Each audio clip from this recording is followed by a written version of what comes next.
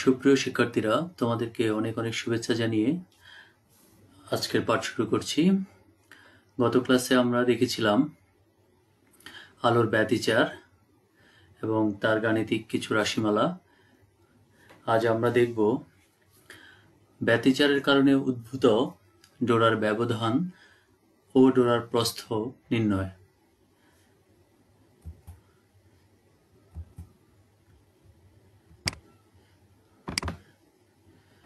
আমরা এই অঙ্গের দ্বিচির পরীক্ষায় দেখেছিলাম যে দুটি আলোক রশ্মি যখন উপরিপতিত হয় কোনো বিন্দুতে, তখন অন্ধকার কিংবা আলোর আধিক্য দেখা যায়, সেটাকে আমরা বলছি ব্যতিচার। তো আমরা পরের স্লাইডে আমরা একটু চলে যাই। তো দুই ধরনের ব্যতিচার ছিল। প্রথম আমরা গঠনমূলক ব্যতিচার দেখেছি। সেখানে আমরা দেখেছি যে তাদের মধ্যে দুটি তরঙ্গের মধ্যে যদি পথ পার্থক্য হচ্ছে n ল্যামডার সমান। ল্যামডা হচ্ছে তরঙ্গ দৈর্ঘ্য। তারপরে আমরা দেখেছি ধ্বংসাত্মক ব্যতিচার। ধ্বংসাত্মক ব্যতিচারে আমরা দেখেছি যে পথ পার্থক্য হচ্ছে 2n-1 λ/2 এর সমান এবং এখানে অন্ধকার বিন্দু সৃষ্টি হয়। আচ্ছা, যেহেতু আমরা অন্ধকার বিন্দু কিংবা আলোক বিন্দুর কথা বলছি এখানে, তো বিন্দুটা একটা নির্দিষ্ট অঞ্চলব্যাপী ব্যাপিত থাকে, যেটাকে আমরা বলি প্রস্থ বা ডোরা। ইংলিশে এটাকে ফ্রিঞ্জ বলা হয়। তো আজকে আমরা দেখব সেই ডোরার ব্যবধান এবং ডোরার প্রস্থ কি জিনিস, সেই দুটো জিনিসকে আমরা হাইলাইট করছি আজকের পাঠে। আমরা নেক্সট স্লাইডে চলে যাই। তো আমরা এরকম একটি অ্যারেঞ্জমেন্টের আগে দেখেছি যে দুটি সুসংহত উৎস S1 আর S2 থেকে এখানে দূরত্বে একটি পর্দা রয়েছে। তো পর্দার উপর দুটি আলোক তরঙ্গ উপরিপতিত হওয়ার ফলে কোথায় আলোক বিন্দু হবে, কোথায় অন্ধকার বিন্দু হবে, সেটা আমরা পূর্ববর্তী পাঠে দেখেছি। আজ আমরা দেখব সেই যেই আলোক বিন্দু কিংবা অন্ধকার বিন্দু, তাদের প্রস্থ কিরকম হবে এবং একটি আলোক বিন্দু থেকে অপর একটি আলোক বিন্দুর মধ্যবর্তী দূরত্ব কিরকম হবে, অথবা একটি অন্ধকার বিন্দু থেকে অপর একটি অন্ধকার বিন্দু দূরত্ব কিরকম হবে, সেটা আমরা আলোচনা করব। তো প্রথমে আমরা জ্যামিতিক বিন্যাস করি। জ্যামিতিকভাবে এটা উৎস থেকে ডি দূরত্বে অবস্থিত হচ্ছে আমার পর্দাটি। এখন আমরা একটি পি বিন্দু ধরি, যেখানে দুটি আলোক রশ্মি আপতিত হয়েছে, উপরিপতিত হয়েছে, আর ডোরার দুটি সোর্সের বা উৎসের মধ্যবর্তী দূরত্বকে আমরা ধরেছি ডি। এরপরে আমরা এখানে দেখি, তাহলে পি কিউ সমান হবে, পি কিউ দূরত্বটা হচ্ছে পি এবং কিউ, এই যে এই দূরত্বটা, এটা হচ্ছে এখান থেকে এই দূরত্বটাকে আমরা ধরে নিয়েছি এক্স দূরত্ব। তাহলে এক্স থেকে কম হবে, কতটুকু কম হবে, ও কিউ পরিমাণ। ও কিউ হচ্ছে এই ডি এর মাঝামাঝি, তাহলে d/2। তাহলে আমরা লিখতে পারি পি কিউ সমান এক্স মাইনাস d/2। তারপরে আমরা পি আর হচ্ছে এই অংশটুকু। পি আর অংশের মধ্যে আমরা পাচ্ছি ওপি প্লাস ও আর। ওপির দূরত্ব আমরা জানি এক্স, আর ও আর এর দূরত্ব হচ্ছে d/2, যেহেতু ডি এর অর্ধেক অংশ এখানে। তাহলে আমরা চিত্র হতে আমরা পাচ্ছি পিথাগোরাসের সূত্র যদি আমরা ব্যবহার করি, ত্রিভুজ হচ্ছে S1 P Q। এখানে পিথাগোরাসের সমকোণী ত্রিভুজের সূত্র ব্যবহার করলে আমরা এটা পাচ্ছি S1P square = d² plus x minus d/2, যেটা হচ্ছে আমরা একটু বলেছি PQ, আর d হচ্ছে আমার ভূমিটা S1Q। এমনি ভাবে আমরা S2P² সমান পাচ্ছি d² প্লাস x, যেহেতু পি আর এর মান x প্লাস d/2, তাহলে এটা হোল স্কয়ার।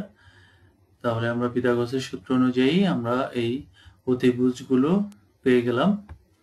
এবার এই অতিভুজগুলোর মধ্যে যদি যে পার্থক্যটা থাকবে, সেটাই হচ্ছে আসলে আমাদের পথ পার্থক্য, যেটা এর আগে আমরা দেখেছি। তার মানে হচ্ছে যে আমার পথ পার্থক্য হচ্ছে S2P মাইনাস S1p, যেহেতু S2p বড় এই জন্য এটাকে আমরা আগে রেখেছি। তাহলে আমরা এই দুইটাকে আমরা বিয়োগ করার পর আমার ফাইনালি আমরা এখানে কাটাকাটি করার পর 2xd থাকবে ডান পাশে। তাহলে এখানে আমরা এটাকে ভেঙে লিখি a plus b a minus b. তাহলে আমরা এই যে মাইনাসটা আমার দরকার, যেহেতু পার্থক্য বের করতে হবে, তাহলে প্লাসটাকে আমরা এখানে নিচে নিয়ে আসলাম। আনার পর আমরা দেখলাম যে মূলত S2p এখান থেকে এই দূরত্বটা খুবই কম, খুবই ছোট দূরত্ব। তার মানে হচ্ছে যে মূলত এই দূরত্বটাকে S1p কে আমরা d ধরতে পারি, অথবা S2p কে আমরা d ধরতে পারি, খুব ক্ষুদ্র হওয়ায়। তাহলে আমরা ফাইনালি এই পথ পার্থক্যটাকে আমরা এইভাবে লিখতে পারি 2xd ডিভাইডেড বাই 2d, এখানে d আর এখানে d, তাহলে 2d। তাহলে ফাইনালি 2 ক্যান্সেল আউট হয়ে xd বাই d হলো। এবার আমরা জানি, আগের পাঠে আমরা দেখেছি যে পথ পার্থক্য হচ্ছে x2 minus x1 is equal to n lambda. এটা আমরা আগের পাঠ থেকে জানি, যেখানে x2টা হচ্ছে S2p আর x1 হচ্ছে S1p। তাহলে এই দুটার পার্থক্য আমরা লিখতে পারি এটা। তাহলে xd by d is equal to n lambda, এটা আমরা লিখতে পারি। তো কেন্দ্রীয় চরমের জন্য n ইজ ইকুয়াল টু 0। কেন্দ্রীয় চরম হচ্ছে যে এই বিন্দুতে, যেখানে মূল বিন্দু আমরা 0 ধরেছি, এটা হচ্ছে ও বিন্দু। এখানে কোনো পথ পার্থক্য থাকবে না, কারণ তোমরা দেখতে পাচ্ছ এখান থেকে যে দূরত্ব হবে ঠিক এখান থেকে একই দূরত্ব হবে, এবং সেটা হবে কেন্দ্রীয় চরম। মানে এই কেন্দ্রীয় চরম বলতে বোঝানো হচ্ছে যে এই বিন্দুটি হবে সবচেয়ে উজ্জ্বল বিন্দু। পর্দার উপরে যতগুলো বিন্দু উৎপন্ন হবে তাদের মধ্যে সবচেয়ে উজ্জ্বল বিন্দু হবে এই ও বিন্দুতে, এবং এটাকে কেন্দ্রীয় চরম বলা হয়। তাহলে আমরা যে কোনো দিকে আমরা যদি কেন্দ্রীয় চরমের পরে প্রথম উজ্জ্বল বিন্দু, দ্বিতীয় উজ্জ্বল বিন্দু, তৃতীয় উজ্জ্বল বিন্দু এভাবে যাই, এদিকেও যাবে, আবার এদিক থেকেও যাবে প্রথম উজ্জ্বল বিন্দু, দ্বিতীয় উজ্জ্বল বিন্দু, তৃতীয় উজ্জ্বল বিন্দু। তাহলে আমরা লিখতে পারি xnd by d is equal to n lambda, যেখানে 0 থেকে n তম উজ্জ্বল বিন্দুর দূরত্ব xn হলে আমরা এটা লিখতে পারি। তার মানে এখান থেকে যে কোনো একটা উজ্জ্বল বিন্দু n-তম, আমরা যদি মনে করি n-তম উজ্জ্বল বিন্দু, এখানে n-তম ধরি তৃতীয় বিন্দু, তাহলে x3, তাহলে হবে x3 is equal to 3 into lambda d by d। যদি x4 হয় তাহলে এখানে n এর মান 4 হয়ে যাবে। তাহলে যদি আমাকে বলা হয় যে চতুর্থ উজ্জ্বল বিন্দুর দূরত্ব কত, তাহলে আমার n এর মান 4 হয়ে যাবে, এবং xn হবে এই মূল বিন্দু থেকে চতুর্থ উজ্জ্বল বিন্দুর দূরত্ব। একইভাবে মূল বিন্দু ও থেকে n+1 তম উজ্জ্বল বিন্দুর দূরত্ব হবে। তাহলে আমার এই সাফিক্সটা হয়ে যাবে n+1, এবং এখানে n এর জায়গায় n+1 হয়ে যাবে। তাহলে আমরা পাচ্ছি একটা বিন্দু হচ্ছে xn তম বিন্দু উজ্জ্বল বিন্দু, আরেকটা হচ্ছে xn+1 তম উজ্জ্বল বিন্দু।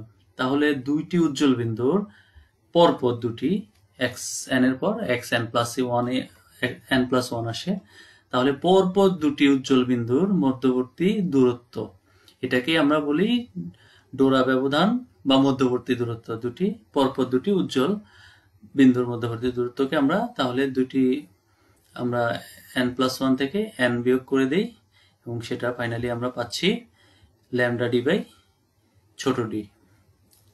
আচ্ছা, এটা গেল উজ্জ্বল বিন্দুর জন্য। এবার আমরা অন্ধকার বিন্দুর পরপর দুটি অন্ধকার বিন্দুর মধ্যবর্তী দূরত্ব বের করব। তাহলে আমরা এর আগে দেখেছি যে তাদের মধ্যে পথ পার্থক্য হচ্ছে 2n-1 ল্যামডা বাই 2 এর সমান। কিন্তু আমরা এর আগে দেখেছি S2p minus S1p is equal to xd by d। আমরা জ্যামিতিক চিত্র থেকে আমরা দেখেছি এটা। তাহলে আমরা লিখতে পারি xd by d is equal to 2n-1 lambda by 2, যেখানে S1p is equal two x1, S2p x2 আগেরটির মতোই। এখন মূলবিন্দু বা ও থেকে n-তম অন্ধকার বিন্দুর দূরত্ব হলো xn d divided by caps d is equal to 2n minus 1 lambda by 2. তাহলে xn সমান আমরা পেয়ে যাচ্ছি এটা xn is equal to 2n minus 1 lambda d divided by 2d.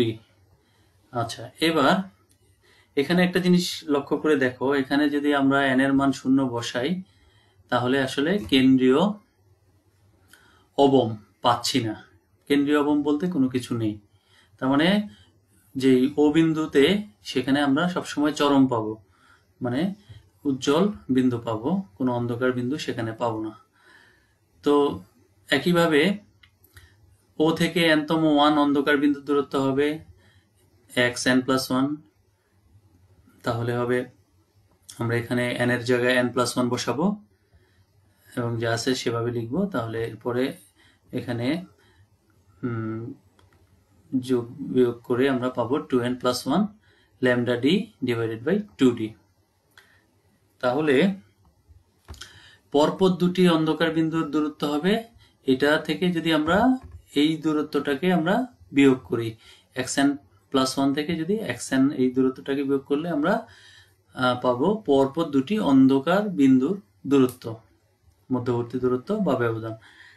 তাহলে এটা আমরা যদি এটা যোগ বিয়োগ করি ডান পাশের অংশটা, তাহলে lambda d by d একই জিনিস পেলাম যেটা আমরা পেলাম উজ্জ্বল বিন্দুর জন্য, ঠিক একই জিনিস অন্ধকার বিন্দুর জন্য। তো তাহলে দেখা যাচ্ছে যে পরপর দুটি উজ্জ্বল ও অন্ধকার বিন্দুর দূরত্ব একই। আচ্ছা, যেহেতু একটি উজ্জ্বল ডোরার পর একটি অন্ধকার ডোরা আসে, একটি উজ্জ্বল, এখানে লক্ষ্য করো, একটি উজ্জ্বল ডোরার পর একটি অন্ধকার ডোরা, আবার একটি উজ্জ্বল ডোরা, আবার একটি অন্ধকার ডোরা, এইভাবে আসে এবং তাদের ব্যবধান এই বিন্দু থেকে এই বিন্দুর ব্যবধান অথবা এই বিন্দু থেকে এই বিন্দুর ব্যবধান, আমরা মাঝখানের অংশটাকে বিন্দু ধরবো, উজ্জ্বল ডোরার মাঝখানের অংশটাকে উজ্জ্বল বিন্দু ধরবো। তাহলে এই বিন্দু থেকে ঠিক এই বিন্দু, এটা এর আগে আমরা ব্যবধানটা দেখেছি, এটা হচ্ছে lambda d by ছোট d। ঠিক অন্ধকারের ক্ষেত্রে তাই, আমরা যদি এখান থেকে ধরি, এখান থেকে ধরে আর এটা হচ্ছে অন্ধকার বিন্দু, ঠিক পরবর্তী অন্ধকার বিন্দু, এটাকে আমরা বলছি ডোরা ব্যবধান। এটা উজ্জ্বলের ক্ষেত্রেও একই এবং অন্ধকারের ক্ষেত্রেও একই। তাহলে যদি একই হয় তার মানে ডোরা যে প্রস্থটা, উজ্জ্বল ডোরার যে প্রস্থ আর অন্ধকার ডোরার যে প্রস্থ এরা সমান, যার কারণে আমরা লিখতে পারি ডোরা ব্যবধান বা দুটি উজ্জ্বল বিন্দুর মধ্যবর্তী দূরত্ব সমান সমান 2 ইন্টু ডোরার প্রস্থ, 2 ইন্টু ডোরার প্রস্থ। তাহলে 2 ইন্টু ডোরার প্রস্থ ইজ ইকুয়াল টু আমরা লিখতে পারি lambda d divided by d, বা ডোরার প্রস্থ is equal to lambda d by 2d। তাহলে এখানে তোমাকে অবশ্যই দুটা জিনিস খুব সিরিয়াসলি মনে রাখতে হবে। একটা হচ্ছে ডোরা ব্যবধান অথবা পরপর দুটি ডোরার মধ্যবর্তী দূরত্ব, পরপর দুটি ডোরার, হতে পারে আলোক ডোরা, হতে পারে অন্ধকার ডোরা। তো তাহলে ডোরার ব্যবধান অথবা মধ্যবর্তী দূরত্বকে আমরা lambda d বাই d দিয়ে প্রকাশ করব এবং এটা অবশ্যই বড় হবে। ডোরার প্রস্থ হচ্ছে, আমরা এই যে এটা হচ্ছে ডোরার প্রস্থ, একটি ডোরা, অন্ধকার ডোরা কতটুকু আর একটি আলোক ডোরা কতটুকু, সেটা হচ্ছে ডোরার প্রস্থ, এবং সেটা হচ্ছে lambda d বাই 2d। তো তোমাদের গাণিতিক সমস্যা সমূহে তোমরা এগুলো প্রয়োগ করবে, এই সূত্রগুলো প্রয়োগ করবে। তোমরা যে কোনো ডোরা, চতুর্থ উজ্জ্বল ডোরা হোক, চতুর্থ অন্ধকার ডোরা হোক, কিংবা ডোরা ব্যবধান হোক, কিংবা ডোরা প্রস্থ বের করতে এই গাণিতিক যে প্রকাশগুলো করা হয়েছে এই পাঠে, সেগুলো ব্যবহার করবে। আশা করি তোমরা উপকৃত হবে। তো ধন্যবাদ তোমাদের সবাইকে এবং পরবর্তী ভিডিও টিউটোরিয়ালটি দেখার আমন্ত্রণ রইল।